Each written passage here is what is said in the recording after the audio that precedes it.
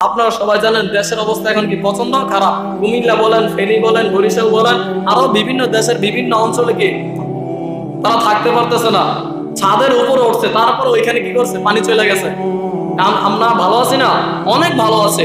আপনি যদি এটাও বলেন যে হুজুর আবার যদি বৃষ্টি হয় 2 দিন পরে যদি আসে, এই যে 2 দিন পরে আসবে, এই 2টা দিন যে আপনি ভালো থাকবেন, এই জন্য শুকর আদায় করে আপনি কুলাইতে পারবেন না, ঠিক না? যে এই 2 দিন যে আপনি থাকলেন বা এর আগে আরো 1 সপ্তাহ সুন্দরভাবে কাটাইতেছেন, এটার শুকর আদায় তো আপনার হয় না। এই জন্য কি করতে হবে? এই জন্য যারা এই অবস্থায় এখন দেশের বর্তমান যে পরিস্থিতি, এই পরিস্থিতির মোকাবেলা আপনি করতে পারবেন না। এটার ক্ষমতা কার হাতে? আল্লাহ তাআলার হাতে। বলে হুজুর আল্লাহ তাআলার হাতে কিভাবে হয়? তো ওইখান থেকে মুদি ছেড়ে দিছে। মুদি কি করলো? ছেড়ে দিল। কিন্তু তার মনের ভিতরে এই শয়তান যে ঘুরে, এই জন্য হ্যাঁ আর কি এরকম করছে। এই জন্য যেতটুকু বৃষ্টি হোক, বাদ হোক, এই যে বন্যা, এগুলো সব কার? আল্লাহ তাআলার। এই জন্য যেমন আপনাকে একটা উদাহরণ দেই।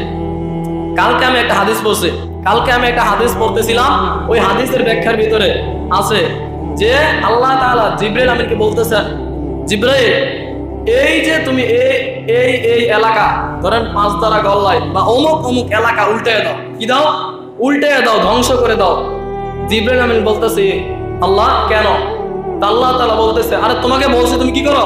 উল্টে দাও। বলে আল্লাহ উল্টাইতে পারবো না, কারণ যদিও ওই এলাকার ভিতরে তোমার সব বান্দা নাফরমানি করে, কিন্তু একজন বান্দা তোমার কি করে? ইবাদত করে, নামাজ পড়ে, রোজা রাখে, হ্যাঁ ভালোভাবে চলাফেরা করে। কয়জন বান্দা? একজন বান্দা। তো জিবরাইল আমিন আল্লাহ তাআলা তারপরে আবার বলছেন তাকে সহ যে ব্যক্তি নামাজ পড়ে, যে ব্যক্তি আমার আনুগত্য করে, যাকে আমি ভালোবাসি, তাকে সহ পুরো গ্রাম কি করো? উল্টাইয়া দাও। তো এটা কেন? এটাও আপনি বলতে পারেন যে আমি তো ভালো, আমি তো কোনো খারাপ কাজ করি নাই, গুনাহের কাজ করি নাই, আমার উপর আযাব আসলো কেন? এটার একটা প্রশ্ন আছে। আল্লাহ তাআলা বলেন যে গজব যখন আসবে, কে ভালো কে খারাপ কি করবে না? দেখবে না। এই যে পুরো ধরেন কুমিল্লা জেলা বলেন, ফেনী জেলা বলেন, বরিশাল জেলা, যেই জেলাগুলোর ভিতরে বন্যা হইতেছে, ওই জেলাগুলোর ভিতরে কি একটা ভালো মানুষও নাই? আছে। একটা হইলেও কি আছে? ভালো মানুষ আছে। পুরা যে একটা জেলার ভিতরে একজন ভালো মানুষ নাই, তাইলে দেখেন তারও জায়গা নাই। আর যে আল্লাহ তাআলা গাঞ্জা খাইতো, মদ খাইতো, তারও কি নাই? জায়গা নাই। এই জন্য খেয়াল রাখতে হবে আপনি ভালো। এই জন্য আপনার উপর যে গজব আসবে না, এটা আপনি ভাবিয়েন না। যদি গজব আসে আল্লাহ তাআলার, তাইলে ভালোর উপরে আসবে, খারাপের উপরও আসবে। এই জন্য খেয়াল রাখতে হবে। আর গজব তখনই আসে যখন দেখা যায় সমাজের ভিতরে, ওই হাদিসটা আমি গতকালকে পড়ছি যে যখন কোনো মানুষ অন্যায় কাজ করে, কি করে? অন্যায় কাজ করে। আবার অনেক মানুষ দেখবেন সৎ কাজের আদেশ দেয়। কি করে? সৎ কাজের আদেশ দেয়, কিন্তু সে নিজে কি করে না? পালন করে না। বা অন্যায় কাজ হতে নিষেধ করে, সে এটাও কি করে না? পালন করে না। আচ্ছা এটা বাদ দিলাম।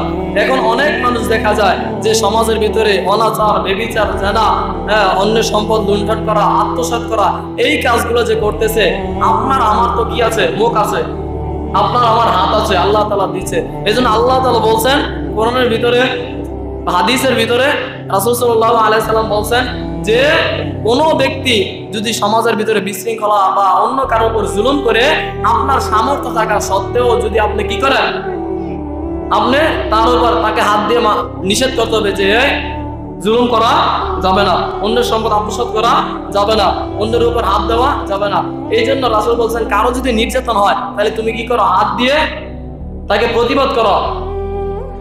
যদি এটা না পারো, আল্লাহ বলছেন আপনার ক্ষমতা নাই থাকতে পারে হাত দিয়ে বলার, এ ভাই আপনি কিছু করিয়েন না, বলতে পারে। কিন্তু এই জন্য বলছে রাসূল সাল্লাল্লাহু আলাইহি ওয়াসাল্লাম বলছে যদি কোনো অন্যায় কাজ হয় তাহলে মুখ দিয়ে বলো। হাত দিয়ে যদি তুমি না পারো তাহলে কি দিয়ে বলো? মুখ দিয়ে বলো। আর যদি মুখ দিয়েও সক্ষম তুমি না হও, তাইলে ফাবি কলবি, আল্লাহ তাআলা রাসূল সাল্লাল্লাহু আলাইহি ওয়াসাল্লাম বলছেন ফাবি কলবি, অন্তর থেকে কি করো? ঘৃণা করো। আর এটা হচ্ছে ওয়াযালিকা আযআফুল ঈমান, ঈমানের সর্বনিম্ন স্তর।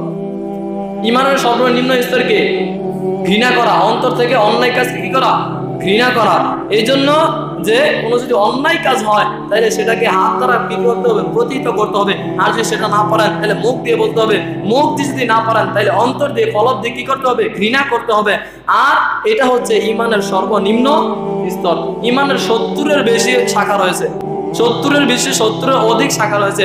আর ঈমানের সর্বোত্তম শাখা হচ্ছে লা ইলাহা ইল্লাল্লাহ মুহাম্মাদুর রাসূলুল্লাহ।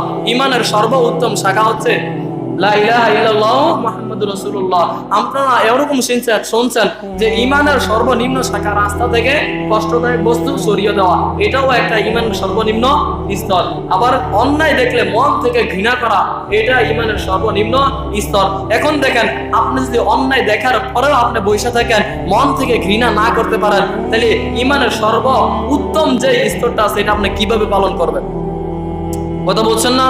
যে আপনি যদি ঈমানের সর্বনিম্ন স্তরটাই পালন না করতে পারেন, এটার যদি এতই কাজ থাকে যে মন থেকে ঘৃণা করতে হবে, যদি আপনার আরো বেশি ক্ষমতা থাকে মুখ দ্বারা বলতে হবে, আরো বেশি ক্ষমতা থাকলে হাত দ্বারা প্রতিহিত করতে হবে যে না এই কাজগুলো করা যাবে না, এটা যদি আপনি করতে না পারেন, তাহলে লা ইলাহা ইল্লাল্লাহু মুহাম্মাদুর রাসূলুল্লাহ এর কাজ আপনি কিভাবে করবেন? এটার কাজ যদি আপনার কাছে এত বড় মনে হয়, তাহলে লা ইলাহা ইল্লাল্লাহু মুহাম্মাদুর রাসূলুল্লাহ এটার কাজ কত বড় চিন্তা করেন। এই লা ইলাহা ইল্লাল্লাহু মুহাম্মাদুর রাসূলুল্লাহ এটার কাজ কত বড় চিন্তা করেন। আপনি সামান্য সর্বনিম্ন স্তর এটা কি করতেছেন না, পালন করতেছেন না। এটাও এক জায়গায় রাখলাম যে ঈমানের সর্বনিম্ন স্তর কি অন্তর থেকে অন্যায়কে ঘৃণা করা। আবার আপনারা শুনছেন যে ঈমানের সর্বনিম্ন স্তর রাস্তা দিয়ে যাওয়ার সময় কষ্টদায়ক বস্তু থাকলে তা সরিয়ে দেওয়া। এখন দেখেন, আপনি রাস্তা দিয়ে যাওয়ার সময় কষ্টদায়ক বস্তু যদি সরাইতে পারলেন না, তাহলে লা ইলাহা ইল্লাল্লাহু মুহাম্মাদুর রাসূলুল্লাহ এর হকটা কিভাবে আদায় করবেন? এই লা ইলাহা ইল্লাল্লাহু মুহাম্মাদুর রাসূলুল্লাহর হকটা কিভাবে আদায় করবেন? এই জন্য আমাদের সবাইকে অন্যায় যেখানে দেখবো, অন্যায় সহ্য করাও যাবে না, অন্যায় করাও যাবে না, সকল ক্ষেত্রে কি করতে হবে? আর অন্যায় যে সহ্য করে বা অন্যায় যে করে দুজনকে সমান, দুজনকে সমান, যে কিছু বলে না দুজন সমান। এই জন্য আমাদের সবাইকে বর্তমান প্রেক্ষাপট, দেশের যে পরিস্থিতি, সেই পরিস্থিতি এখন আপনি এটাও মনে করতে পারেন আপনি সারা জীবন নামাজ পড়েন নাই, ওকে বাদ দিলাম, আপনি নামাজ পড়েন নাই, কিন্তু যখন এই বালা মুসিবত আসবে আপনি কি করতে পারবেন না, বাঁচতে পারবেন না। এই জন্য এখন থেকে নামাজটা স্টার্ট করেন। 5 বেলা পড়তেছেন না, 4 বেলা হইলেও পড়েন, 4 বেলা পড়তেছেন না 3 ওয়াক্ত হইলেও পড়েন। এখন বলে যে আর 2 ওয়াক্ত পড়া লাগবে না, আরে ভাই আপনি তো পড়তেছেন না, 3 ওয়াক্ত পড়লে লাভ না। এই জন্য যারা পড়েন না কমপক্ষে 1 ওয়াক্ত থেকে চালু করেন, দেখবেন 1 মাস 2 মাস 3 মাস 4 মাস 5 মাস এভাবে হইতে হইতে দেখা গেছে বছর শেষে আপনি ফজরের সময় উঠতে পারবেন ইনশাআল্লাহ। আল্লাহ তাআলা আমাদের সবাইকে 5 ওয়াক্ত নামাজ জামাতের সাথে এবং যে কথাগুলো বললাম সেই কথাগুলো আমল করার তৌফিক দান